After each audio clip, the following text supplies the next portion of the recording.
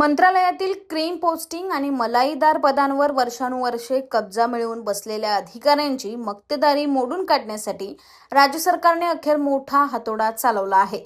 उसनवारी आणि प्रतिनियुक्तीचे कारण सांगत मंत्रालयात अन मंत्र्यांच्या आस्थापनेवर ठाण मांडून बसलेल्या 314 अधिकाऱ्यांना शासनाने मोठा धक्का देत थेट गो बॅकचा आदेश दिलाय.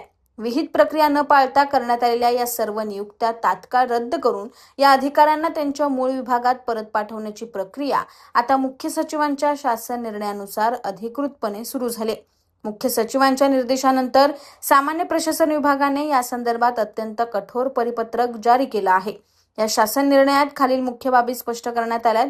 यामध्ये नियुक्त्या तात्काळ रद्द असणार आहेत. मंत्रालय तसेच मंत्र्यांच्या कार्यालयामध्ये विहित प्रक्रिया न पाळता करण्यात आलेल्या उसनवारी, प्रतिनियुक्ती अथवा केवळ मौखिक आदेशांवर कार्यरत असलेल्या अधिकारी कर्मचाऱ्यांच्या नियुक्त्या तात्काळ रद्द करण्यात आल्या आहेत. या नियुक्त्या याच्यावर कारवाई 10 सप्टेंबर 2026 पर्यंत पूर्ण करण्याचे निर्देश देण्यात आले आहेत. नियुक्ती रद्द झालेले कर्मचारी मूळ कार्यालयात हजर झाल्याचा अहवाल संबंधित कार्यालय प्रमुख आणि आहरण व संवितरण अधिकाऱ्यांनी 15 सप्टेंबर पर्यंत सादर करणे अनिवार्य आहे.